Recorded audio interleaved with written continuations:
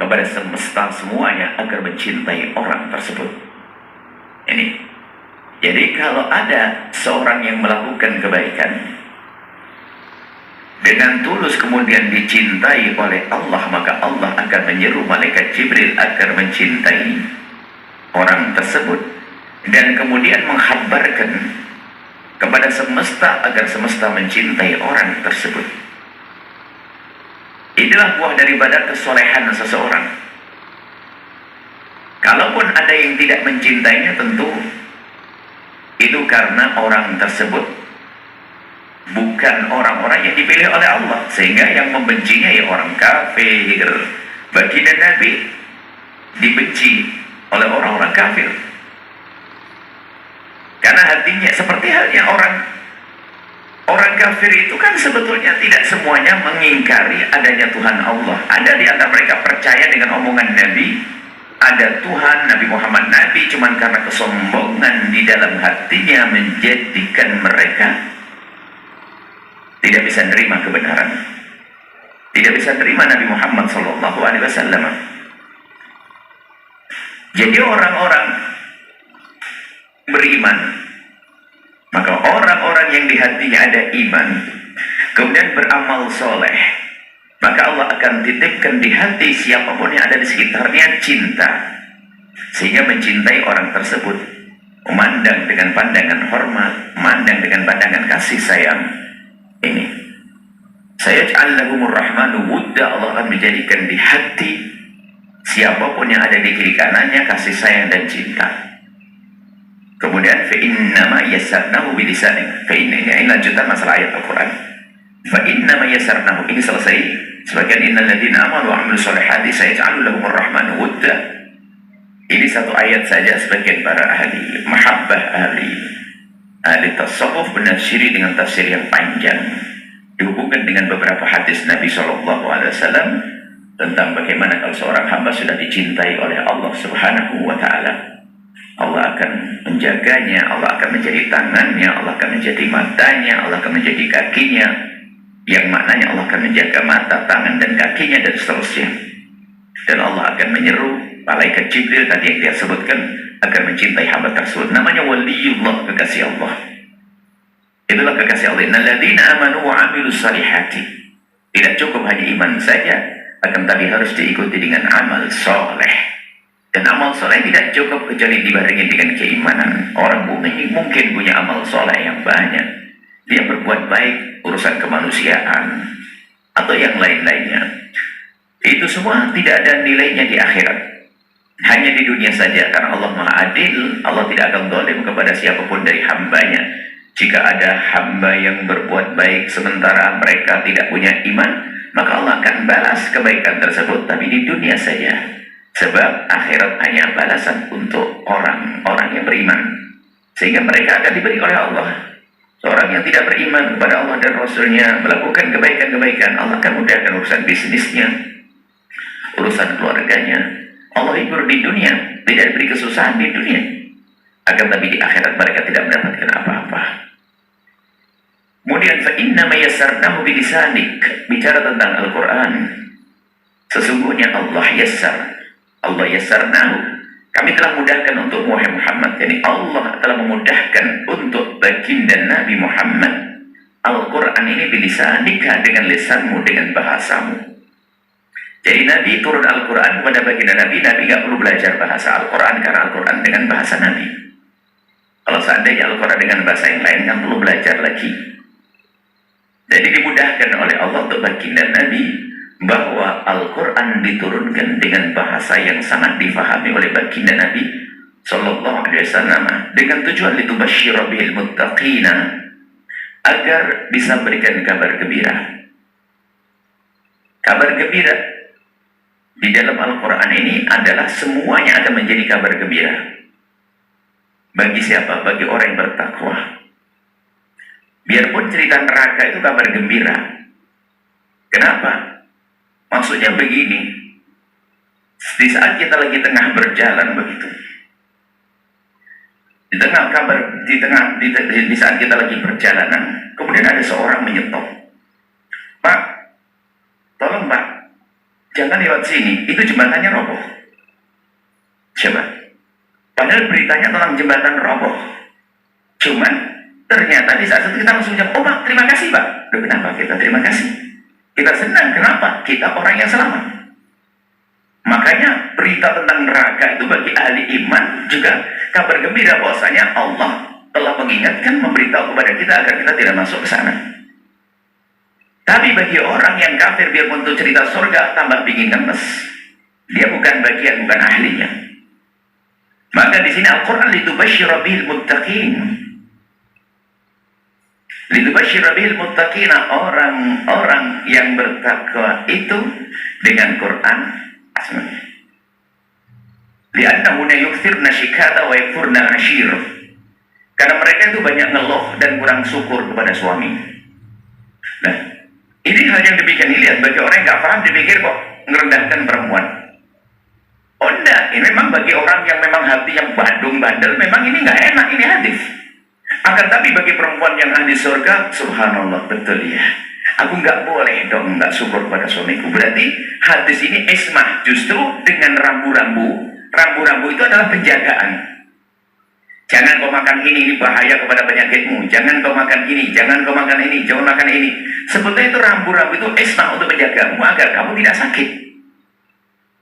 Dan kalau kita mandang dengan sisi negatif positif kan indah. Jadi larangan dokter, Anda itu lemah basic. Anda jangan makan ini, jangan makan itu. Berarti larangan ini jangan marah dengan larangan ini. Justru alhamdulillah dikasih tahu. Sehingga termasuk ini kuncinya kan sederhana. Kalau perempuan yakfurna ashir wa yukthirna syikata, banyak perempuan itu ada agak terima kasih pada suami dalam bentuk yang bermacam-macam model, diberikan ini minta tambah lagi, terus nggak punya syukur. Kemudian ini ternyata untuk menjadikan perempuan itu lebih indah, lebih cantik. Lebih cantik. Adapun bagi kaum laki-laki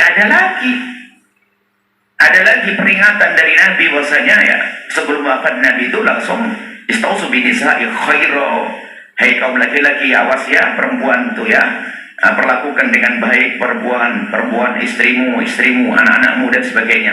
Itu sebetulnya kelihatannya kan seperti ancaman begitu, tapi sebetulnya itu kan penjagaan. Kalau kamu bisa patuh dengan apa yang disebutkan Nabi, kamu tuh selamat.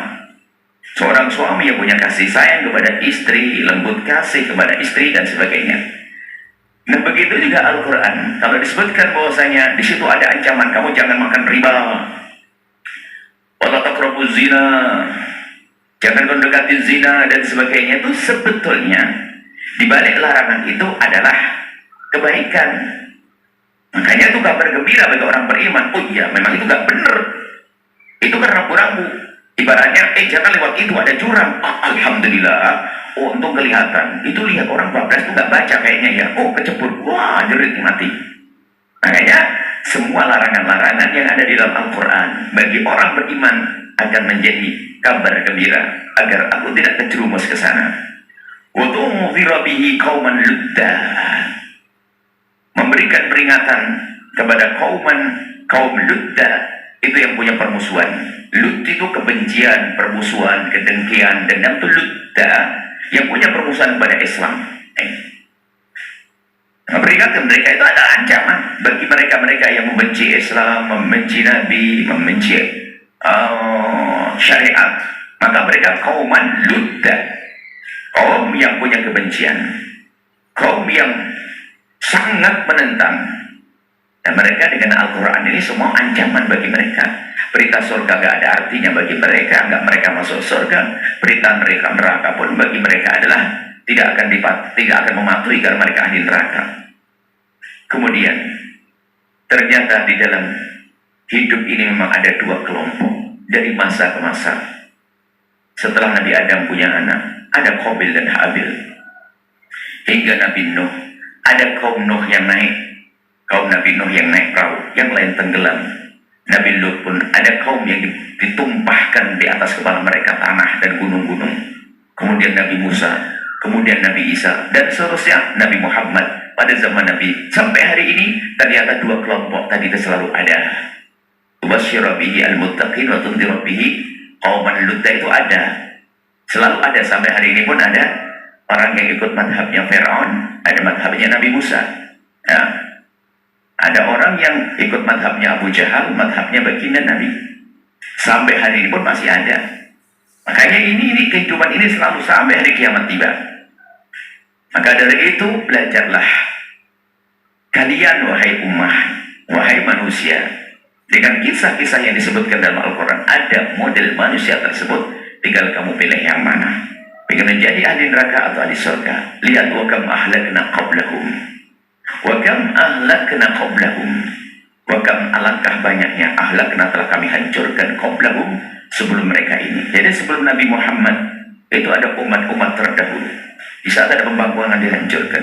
Bagaimana kisah Nabi Nuh yang membangkang dihancurkan, ditenggelamkan dalam tufan agung yang melanda semesta dunia semuanya. Bagaimana yang musuh-musuh Nabi Musa yang bersama Fir'aun juga ditenggelamkan. Dan juga begitu seterusnya. Yang bersama para nabi-nabi yang membangkang dihancurkan. Dihancurkan oleh Allah Subhanahu wa taala. Wa kam ahlakna qablahum min qarnin hal tuhissu minhum. Kau lihat mereka sudah tidak ada. Hal tuhissu minhum min ahadin. Kau sudah bisa menyaksikan. Hanya betul-betul dihancurkan sama sekali. Hancur betul. Sehingga pada zaman Nabi Nuh itu sudah tidak ada lagi orang kafir. Jadi bersama Nabi Nuh orang beriman semuanya dibersihkan. Orang kafir sudah tidak ada. Tapi ternyata juga muncul lagi orang lalai. Jadi masa ini, waktu ini menjadikan kita ini kadang kalau tidak, maka begitu pentingnya pendidikan. Biarpun katanya ini kan semuanya ini kan anaknya Nabi Adam. Kalau kita tarik ke bawahnya adalah semua dari kita ini keturunan Nabi Nuh, keturunan Nabi Nuh dan kaumnya Nabi Nuh yang orang beriman semuanya. Jadi kakek moyang kita tuh orang beriman semuanya. Tapi kenapa ada orang yang mengingkari dan seterusnya? Nah, ini kan bersama berjalannya waktu, di saat mereka sudah tidak berpegang kepada pendidikan, lalu mendengar sesuatu dari luar, lebih terpesona luar atau keluar, maka sedang muncul pembangkangan-pembangkangan. Pada dasarnya mestinya kan tidak dong. Bahannya sudah dibersihkan. Zaman Nabi Nuh, banyak orang mengingkari adanya Allah, kemudian Allah pangkas semuanya yang tidak beriman. Mestinya kan tinggal beriman semuanya. Bersama berjalan waktu ternyata ada perubahan lagi. Dan begitu seterusnya. Sehingga ini juga pendidikan bagi kita. Biarpun itu anak kita sendiri yang katanya bapaknya sangat baik. Anak kita sendiri. Yang hanya jumlahnya berapa itu. Anak sendiri. Bapaknya baik, orang soleh. Ibunya baik, orang solehah. Luar biasa. Akan tetapi kalau ternyata kita tidak memberikan pendidikan yang baik, mereka akan mendengar dari luar, akan menjadi jauh. Biarpun katanya nasab, nyambung. Keturunannya akan berubah. Maka ini adalah peringatan juga bahwasanya pendidikan di dalam keluarga itu penting banget. Pendidikan dalam rumah tangga itu penting banget. Wakam ahlakna qablahum min qarnin. Suruh lihat. Ini lihat orang yang pada dasarnya mereka itu adalah kafir dihancurkan. Berarti tinggal orang beriman. Berarti kita ini adalah sisa-sisa dari pilihan bah kita. Setelah itu ada penyelewengan hati. Yang kafir dipikirkan lagi. Hari ini kita dipilih oleh Allah Subhanahu wa taala menjadi orang beriman. Tapi kita harus memikirkan generasi selanjutnya seperti apa. Apakah generasi selanjutnya anak-anak kita, cucu kita sama dengan kita atau tidak? Dan jadi jangan sampai mereka melenceng juga. Jangan sampai menjadi golongan yang dihancurkan oleh Allah pada waktu itu. Pada waktu dihancurkan oleh Allah. Yang kita pun sudah tidak melihat. Sisa-sisa nggak ada, hanya puing-puing saja. Bagaimana kisah, ya, puing-puing atau cerita-cerita. Mungkin kalau di Mesir sana masih ada kisah-kisah tentang Firaun. Kemudian katanya di Yordan sana ada tempat Nabi Lut, ya, katanya cerita-cerita. Tapi nggak ada berita orang yang sudah ada dihancurkan dan diberitakan dalam Al-Quran. Kita mendengar ceritanya. Dan itu dihancurkan benar. Maka kita harus takut kepada Allah. Ini peringatan. Maksudnya begini. Sudah ada kisah sebelummu. Orang yang bisa jadi mereka lebih hebat dari kamu. Tapi karena bertentangan dengan Allah akan hancurkan. Jika kamu bangga dengan kekayaanmu, ketahuilah di sana ada orang kaya raya. Tapi juga dihancurkan Allah. Dia namanya Qarun. Di sana ada orang punya kerajaan yang raksasa. Mungkin negeri adidaya pun dihancurkan oleh Allah. Namanya Firaun. Dan belajarlah dengan itu semuanya agar kita tidak menjadi golongan orang yang terjerumus. Kemudian hal tuhisu minhum min ahadin aw tasma'u meriksa. Mana orangnya? Sudah nggak ada, hancur semuanya. Beritanya saja kita dengar saat ini, mereka sudah tidak kita temukan. Maksudnya apa? Mereka betul-betul hancur yang sehancur-hancurnya. Mereka binasa sebinasa-binasanya. Maka dari itu, ayo, yang sudah dalam wilayah iman, jaga keimanan. Jangan mengundang murka Allah yang pada akhirnya Allah akan menghancurkan hamba-hamba yang menantang Allah, yang membangkang kepada Allah Subhanahu wa Ta'ala. Ini adalah pungkasan daripada surat Maryam yang subhanallah tidak ada surat ini termasuk hikmah di dalam dunia Arab, tradisi kemuliaan. Jadi orang tuh menyebut nama istri itu dalam dunia Arab itu hampir tidak ada. Biasanya ahli, keluargaku, dan sebagainya. Jadi nama perempuan itu tidak mudah diekspos di dunia Arab. Karena apa? Memang perempuan itu adalah mengundang ada keindahan semuanya. Jadi sampai nama pun di kalangan Arab itu sangat dijaga. Jadi tidak gampang diekspos. Tidak gampang diekspos. Ternyata di sini ada satu ayat justru judulnya dengan nama surat Maryam. Sebagian para ulama memahamkan itulah hikmah. Kalau ada yang mengatakan bahwasanya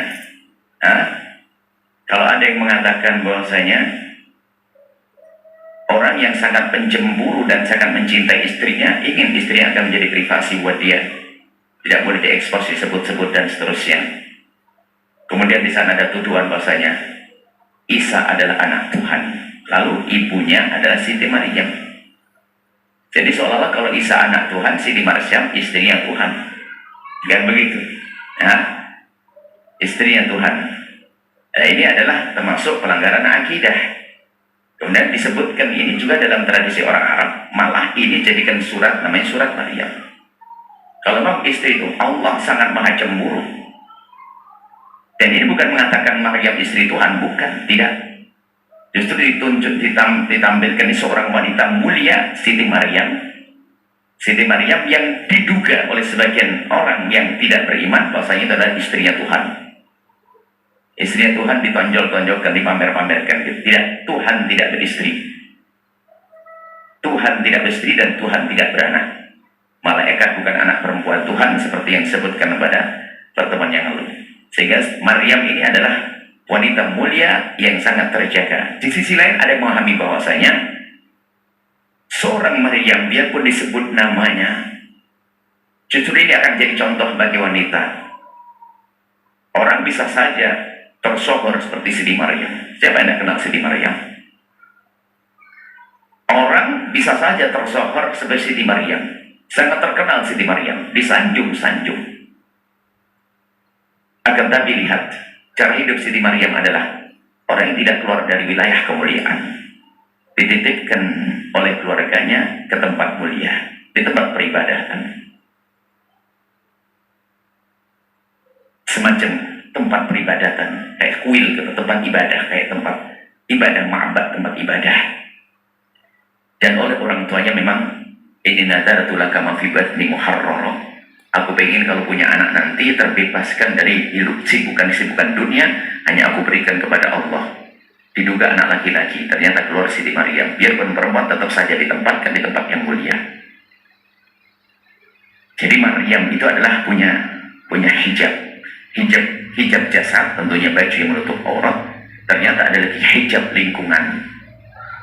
Ternyata dengan lingkungan yang semacam itu pun, ternyata kalau Allah ingin mengangkat, nama Maryam akan terangkat. Maryam, ibunda Sayyidina Isa alaihissalam.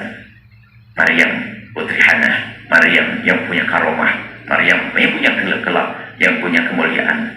Maryam yang biarpun dia seorang wanita, ternyata punya pangkat tinggi.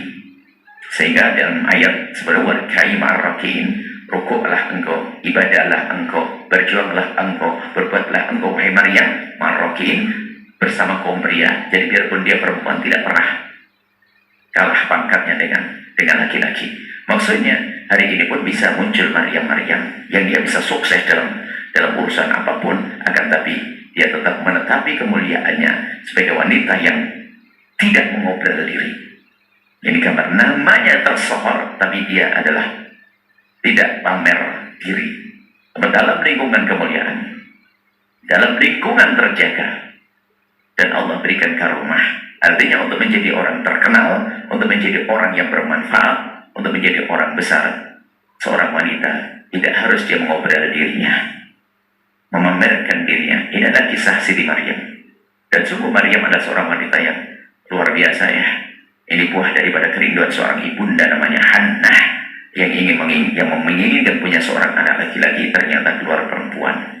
Biarpun keluar perempuan, ternyata kualitasnya tidak kalah dengan kaum laki-laki. Bahkan seorang Nabi Zakaria pun ambil keberkahan tempat Maryam beribadah dan memohon kepada Allah, karena menduga tempat tersebut turunnya malaikat rahmat, sehingga Zakaria, disitulah ta'a Zakaria Rabbah.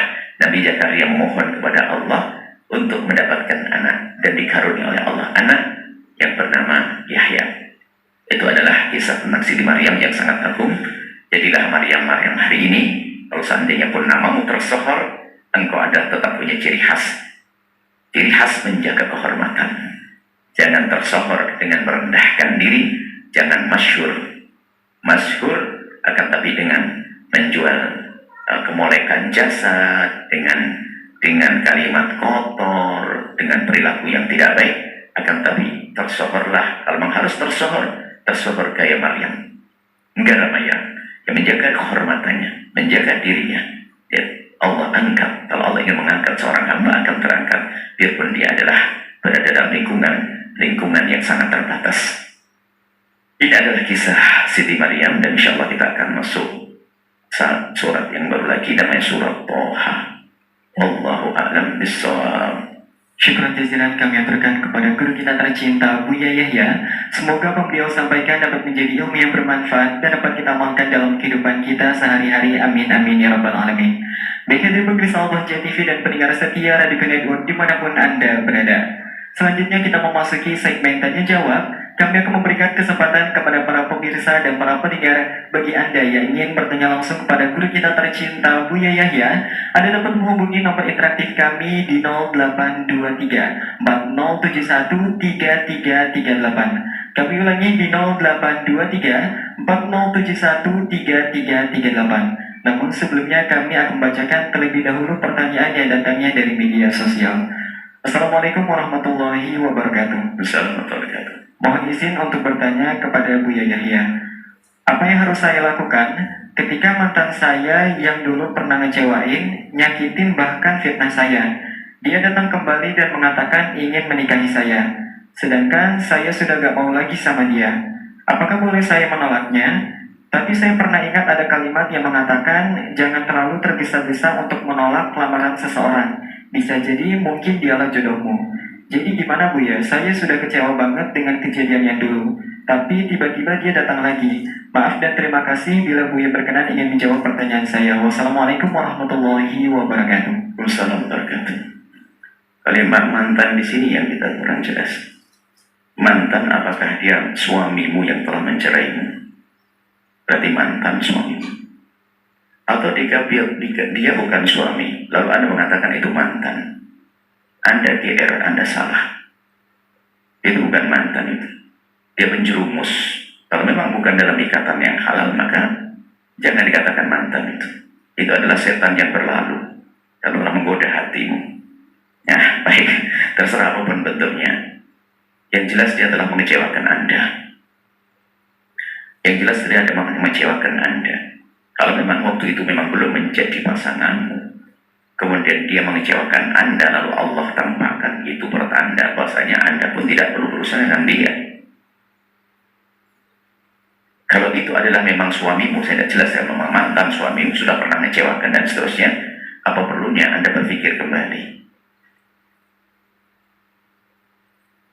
Karena kekecewaan ini bukan berarti kita harus menyimpan dendam atau tidak. Kita memilih supaya jangan sampai dengan dia lagi ternyata yang ada kekecewaan lagi. Mendendam tidak diperkenankan. Mungkin ada seorang istri yang pernah didolimi oleh seorang laki-laki, kemudian berpisah. Perpisahan baginya adalah lebih bagus karena didolimi. Karena bagi itu perpisahannya menyelamatkan yang zalim, dia tidak berbuat zalim lagi. Sebab kalau masih dalam rengkuhannya mungkin terus berbuat zalim, mulai tidak beri nafkah, mencaci, menfitnah dan sebagainya, kan sakit. Baik, jadi kalau memang dia adalah menyakiti Anda, mengecewakan Anda, ya Anda jangan berpikir ke sana. Itu kan memilih. Yang sekiranya dalam dugaan Anda, dia akan membahagiakan Anda di akhirat nomor satu. Sehingga kalau ternyata sebelum menikah pun sudah melakukan sesuatu yang tidak baik, dia akan menyeret ke neraka. Maka jangan mau dengan dia, Anda harus cerdas. Belum apa-apa, saya sudah ngajak ke neraka kok. Nanti masuk rumah tangga, saya dikasih makan yang enggak benar, jangan. Jadi perempuan yang cerdas. Kalau ada laki-laki mulai jahil sebelum menikah, maka ketahuilah dia telah menyeret Anda ke neraka. Anda harus cerdas. Sama seorang laki-laki ternyata kok tiba-tiba calonnya itu tiba-tiba kok melakukan sesuatu yang nggak pantas. Lu belum nikah kok sudah begini, ini nggak pantas jadi istri saya. Anda harus laki-laki cerdas. Bisa jadi memang dia perempuan rendah. Buktinya di depan Anda pun ngajak yang haram. Wah, ini bahaya ini. Makanya Anda memilih dong dalam menikah itu. Memilih, kan begitu diajar oleh baginda Nabi Shallallahu Alaihi Wasallam. Memilih itu kahulmaratul arba'in, perempuan dinikahi karena kriteria yang dijelaskan. Seperti itu. Nah, memilih ini enggak. Memilih ya memilih. Kalau namanya memilih itu sebelum Anda jatuh cinta. Kalau jatuh cinta nggak bisa memilih, biarpun disodorkan 1000 wanita cantik akan mengatakan tetap dia saja, gula jawa rasa coklat, dunia seluas daun kelor. Itu kan problem orang yang kasmaran itu. Asmaran yang salah.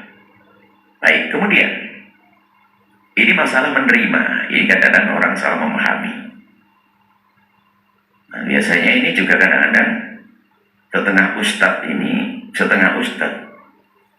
ini berarti ngelamar orang itu ngancam sama calon mertuanya. Tahu nggak bakal diterima, langsung bawa hadis. Idza ja'akum man tardawna dinahu faqbalu. Kalau ada yang melamar anakmu, hadis Nabi, Pak. Kalau ada laki-laki muslim yang punya iman, yang agamanya kamu cocok, melamar kamu tidak kamu terima, wah awas musibah nanti. Wah, ini kan maksa suruh terima. Ini jadi Anda sebagai seorang wanita, jika ada laki-laki melamar Anda, maka Anda tidak harus serta-merta nerimanya, harus ada pertimbangan-pertimbangan. Ternyata bukan sekedar agamanya Islam, di situ kalimatnya indah di dalam Al-Quran. Sepertinya yang bertanya mengisyaratkan satu hadis, idza ja'akum man tardawna dinahu wa khuluquhu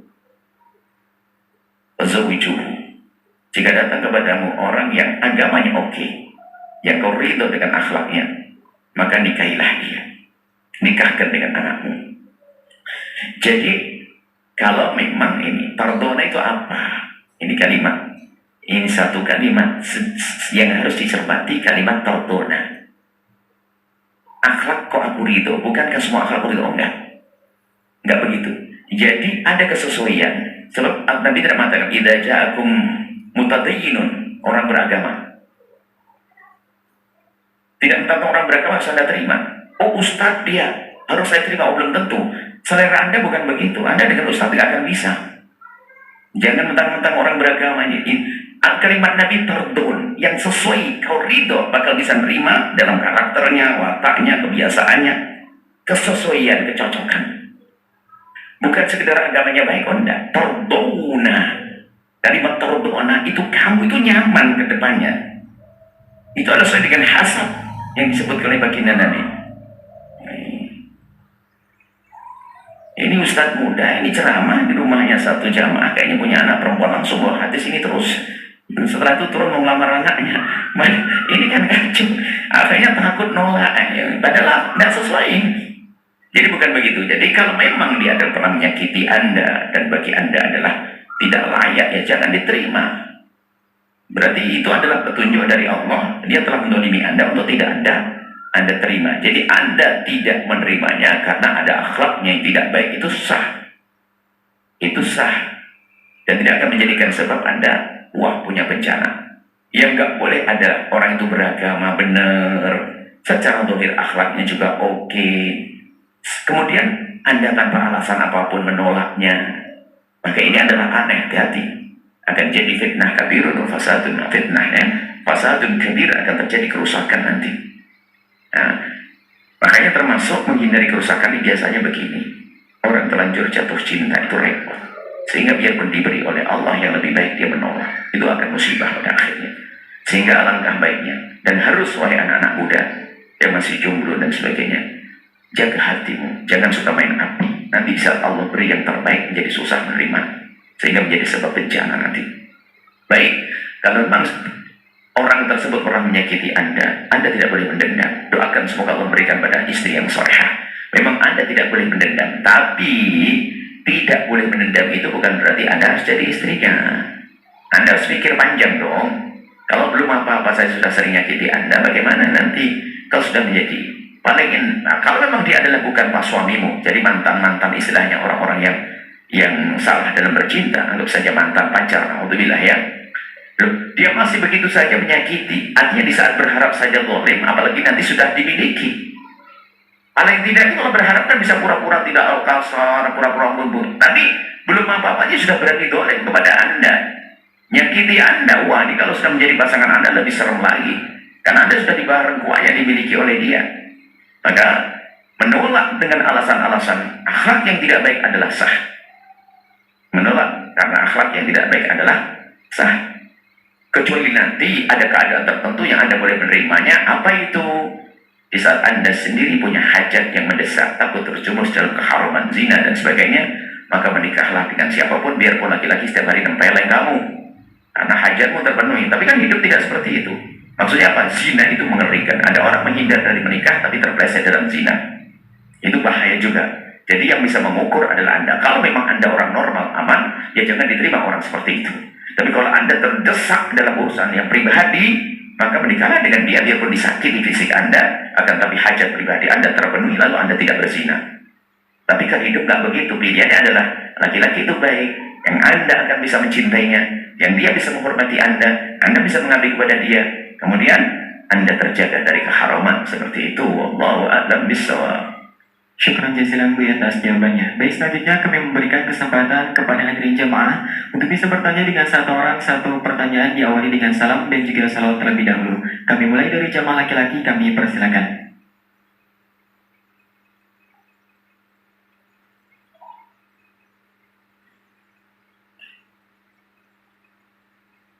Assalamualaikum warahmatullahi wabarakatuh. Assalamualaikum. Allahumma salli ala Sayyidina Muhammad wa ala ali Sayyidina Muhammad. Sebelumnya terima kasih Buya kesempatannya. Mudah-mudahan Buya selalu diberikan keistiqomahan dan diberikan keberkahan baik Buya maupun keluarga. Amin ya rabbal alamin. Mohon izin Buya, saya mau bertanya. Alhamdulillah kami baru beberapa bulan tinggal di Cirebon. Sebelumnya kami berdinas di Jakarta dan saya asli Banten. Kebetulan kami memilih tempat tinggal di perumahan. Alhamdulillah di perumahan itu ada musolahnya, Bu ya. Ketika kami mulai meninggali rumah itu, kami berusaha untuk menjaga sholat berjamaah di musola. Ternyata berjalan di musola tersebut kami berjamaah dengan jamaah yang memiliki pemahaman mungkin yang biasa kita dengar sedikit-sedikit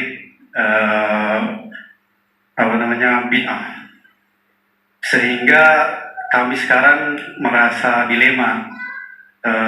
Kenapa dilema? Karena akhirnya kami ada hal-hal yang mesti kami jaga untuk menjaga sosial, karena kami orang baru di situ.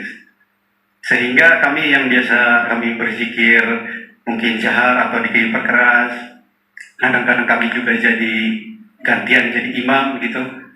Tapi kesini kami merasa tadi dilema tuh Bu ya, sehingga malah kadang-kadang kami meninggalkan jamaah, lebih memilih sholat di rumah. Karena ada suatu momen yang sedikit tidak mengenakan ketika kami sholat, dan kebetulan terbiasa yang diajarkan di kampung kami di Banten dulu ngaji, ya kami sholat selalu menggunakan bismillah dan keras bismillahnya. Nah, sedangkan beliau langsung menjas kami, wah nggak bagus itu, nggak betul. Jadi sehingga kami akhirnya ya udah memutuskan ada beberapa waktu kami berjamaah di rumah. Mohon izin Buya untuk saran dan arahan yang buat kami. Terima kasih ya. Assalamualaikum warahmatullahi wabarakatuh. Waalaikumsalam warahmatullahi wabarakatuh. Yang perlu dipetik adalah dari yang ditanyakan adalah semangat dari beliau yang bertanya. Semangat kalau masuk kampung paling tidak beliau bisa mempertahankan selama ini apa yang kita miliki dari keimanan dan kebiasaan baik. Itu yang terpenting. Yang jadi masalah ada orang nggak pernah peduli, ya sudah ikut-ikutan begitu, nggak ada greget untuk mempertahankan selama ini yang diyakini. Ini problem. Bahkan kadang kelas ustaz pun tidak punya gilok seperti Anda. Ini Anda istimewa. Jadi contoh buat para ustaz, para orang berilmu. Jangan sampai masuk suatu tempat yang gitu saja, nggak ingin membuat perubahan. Maka yang jelas prinsip itu penting. Kebiasaan-kebiasaan yang dilakukan guru-guru dengan sanad ilmu yang benar, ini harus kita pertahankan. Biarpun saat harus berbenturan dengan orang lain, maka kita harus dengan benturan halus tanpa mereka rasa, tapi kita bisa menggeser. Karena kita harus punya keyakinan yang kita yakini selama ini harus yang diamalkan, yang dijalankan. Cuma karena ada orang baru, tentu akhlak mulia Anda jangan meninggalkan. Kalau Anda meninggalkan tempat tersebut, Anda semakin kecil peluang untuk membuat perubahan. Apalagi Anda sudah diminta untuk menjadi imam dan sebagainya, ya Anda laksanakan sesuai keyakinan Anda. Bahkan mungkin Anda tidak usah mengatakan apa kata saya, Anda cuma mengatakan kata guru-guru mulia. Ini juga perbedaan di antara para ulama, Pak, yang mengatakan bismillah juga sah, matan sah. Ya kebetulan saya biasa mengatakan bismillah. Barangkali mungkin kita begini cara hidup yang baik adalah bisa menghargai. Mungkin tidak usah mengatakan yang benar ini Anda tidak. Kalau mereka mengatakan itu salah, memang akhlaknya jelek dia, kok berani menyalahkan dia? Berarti menyalahkan orang seperti Imam Syafi'i, ya, yang pakai bismillah dan seterusnya. Dan imam-imam yang lain sebenarnya mengatakan bismillah, hanya bedanya antara pelan-pelan dan terang-terangan. Nah, dan sebetulnya kalau masalah bismillah ini hanya sedikit masalah bijak ya. Kalau kita jadi gini loh ya, sederhana. Mungkin kita tidak mengajari Anda berdebat, memang Anda bukan bagian untuk berdebat. Akan tapi untuk memantapkan kepada Anda ya, kalau Anda jadi imam dimanapun, kalau Anda baca bismillahirrahmanirrahim, dimanapun Anda berada, kalau Anda baca bismillahirrahmanirrahim, bagi orang yang tidak mengharuskan baca bismillah, ternyata bismillah Anda tidak membatalkan sholat mereka. Sepakat. Tapi di saat Anda tidak baca bismillah, ada sekelompok kaum, yaitu mazhab Syafi'i, mengatakan sholatnya tidak sah. Maka tetap Anda bijak kalau seandainya Anda menggunakan bismillahirrahmanirrahim. Apalagi di negeri kita Indonesia Raya. Kalau ternyata ada kritik orang-orang semacam itu, menunjukkan kalau kritiknya hanya, Ustaz, kenapa kau baca bismillah? Mungkin begitu kritiknya, itu masih beradab. Anda tinggal mengatakan, saya ikut ulama yang mengikuti mazhab Imam Syafi'i, dan mereka ulama besar. Tapi kalau sudah mengatakan, wah ini tak benar, berarti dia memang benar, saya nggak benar. Anda hati-hati dengan orang yang punya watak jelek semacam itu. Dia sempit banget, kacamatanya kacamata kuda. Ya, jadi makanya Anda waspada. Tinggal Anda jangan banyak mendebat dengan orang semacam itu. Tapi Anda tetap istiqomah. Nanti waktunya akan menjadikan Anda, Allah akan memberikan waktu tepat untuk Anda, yang akan menjadikan Anda bisa menyelesaikan problem isu. Yang jelas, hirah Anda harus tetap ada. Jangan Anda tinggalkan tempat tersebut. Kalau kemudian Anda jadi imam, ya Anda perlahan minta izin sesuai dengan kebiasaan saya, nggak apa-apa ya, bismillah. Kalau Anda minta izin dengan sopan santun, mereka tidak akan protes. Ada pun yang pergi, silakan pergi. Dan Anda yang berakhlak mulia, Anda harus pastikan Anda lebih lembut di situ. Akhlak kita ahli sunnah wal jamaah syariah harus punya akhlak lebih lembut, tidak sok, tidak teriak-teriak, tidak marah, tidak. Anda harus lembut. Maka itu yang akan menjadikan kemenangan Anda di saat Anda berada di tempat tersebut. Baik, tetap sholat di masjid, jangan ragu untuk memakmurkan masjid itu. Apalagi Anda sudah mulai aroma Anda dipilih menjadi imam dan seterusnya, dan Anda yang semakin istiqomah. Di saat mereka sudah banyak kesibukan atau malas, Anda nanti insya Allah akan bisa menempati tempat tersebut. Dan subhanallah, cara istiqomah ini adalah juga cara akidah sesat untuk menguasai masjid kita. Ini peringatan buat siapapun. Mereka itu yang punya akidah sesat itu akan masuk ke masjid kita, biarpun hanya jadi tukang sapu dulu. Maka untuk menjadi tukang sapu pun kalau perlu jangan boleh. Sebab biarpun mereka jadi tukang basuh, tukang sapu, tukang pel, itu besok sering jadi imam. Kenapa? Ustadz-ustadz kita tuh sering goib, gak sholat jamaah. Akhirnya menjadi imam jadi dia. Ini memang pemalas ustadz kita ini sudah punya rasa akidah benar, biarpun jadi tukang sapu ternyata sering jadi imam. Karena ini coba aja. Mereka punya terobosan, ya, jadi tukang sapu dulu gak apa-apa. Nanti kamu akan jadi imam terus. Maka dari itu kerinduan untuk menjaga masjid penting. Ya Ustaz sholat di masjid. Ayo coba. Dia menjadi tukang sapu, tiba-tiba bisa jadi imam. Hingga tadi bismillahnya hilang, kunutnya hilang. Biarpun mohon maaf yang tidak bismillah kelompok benar, akidah benar pada dasarnya. Kalau dia ikut madhab, yang jadi masalah yang gak mau bismillah mengatakan saya paling benar, dia jadi gak benar. Kalau saya tidak mengeraskan bismillah, saya ikut madhab Imam Malik, oke. Dengan adab dan akhlak yang mengatakan ente salah, ini gak benar. Saya gak kunut karena saya ikut Imam Abu Hanifah, ya benar. Tapi yang gak benar adalah kunut, yang gak kunut adalah bid'ah, yang gak kunut adalah yang paling benar. Itu adalah kurang ajar, menyalahkan imam. Baik, kita insyaallah. Ini peringatan pada siapapun, tolong musola, ustadznya yang rajin ke masjid, tepat waktu, jangan telat dan sebagainya. Insyaallah akan terjaga masjid-masjid kita. Wallahu a'lam bishawab. Syukran jazilan Buya atas jawabannya. Baik, selanjutnya kami memberikan kesempatan kepada jemaah perempuan untuk bisa bertanya dengan satu orang satu pertanyaan, diawali dengan salam dan juga salawat terlebih dahulu. Kami persilakan.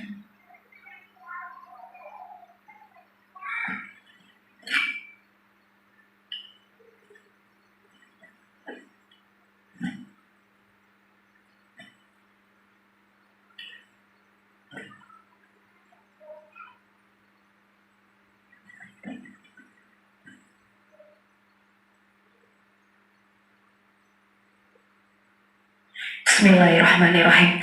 Assalamualaikum warahmatullahi wabarakatuh. Assalamualaikum Buya, saya Nata dari Cirebon. Saya ingin bertanya kepada Buya, apakah seorang istri bolehkah menuntut nafkah yang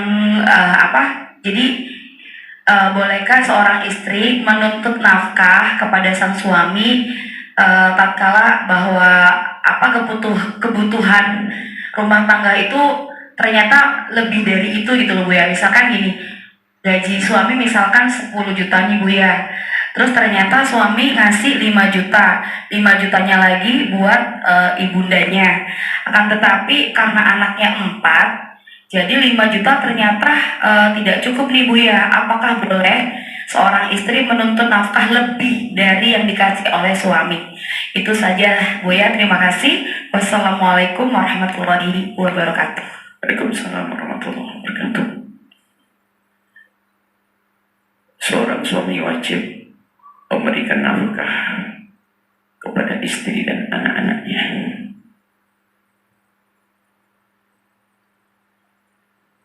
Cukuplah kesadaran suami ini untuk menyelesaikan problem. Asalkan suami merasa punya tanggung jawab, menyadari bahwasanya wajib bagi dia untuk memberikan nafkah, sehingga tidak perlu dari sebelahnya, yakni pasangannya, untuk menuntut. Kaidah hidup indah adalah menjauhkan diri dari menuntut. Menuntut itu menjadikan hidup tidak indah. Menuntut tidak indah, sebab menuntut itu akan mengundang tuntutan baru. Kalau seandainya permasalahannya memang tidak cukup, diskusikan yang baik. Anda membuat catatan yang rapi kepada suami, yang masuk akal tentunya. Ya, bahwasanya anak begini-begini, abang sepertinya ini, tanpa harus membandingkan 5 separuhnya buat ibu. Kalau sudah buat ibunya sang suami, Anda jangan banyak bertanya, hati-hati. Ini termasuk bentuk kebusukan hati seorang istri. Kalau ternyata suaminya berbuat baik kepada ibunya sendiri kok jadi bermasalah. Begitu juga seorang suami ini adalah suami yang bukan pendidik. Kalau melihat istrinya berbuat baik dengan ibunya sendiri kok jadi bingung.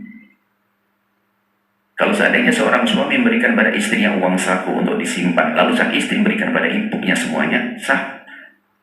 Mestinya suami bangga, istriku hebat, dia wanita solehah, masih perhatian pada ibunya. Pantas aku menitipkan benih di dalam rahimnya. Karena dia istri solehah, aku kasih uang untuk ibunya, aku kasih uang untuk ibunya, istimewa. Cuma dasar suami dungu, ngapain kau kasih kedua ini? Suami itu soleh, pantas menitipkan benih di rahimmu. Adapun kalau ternyata kekurangan, kita diskusikan yang baik. Dan bisa jadi nanti hasil diskusinya apa?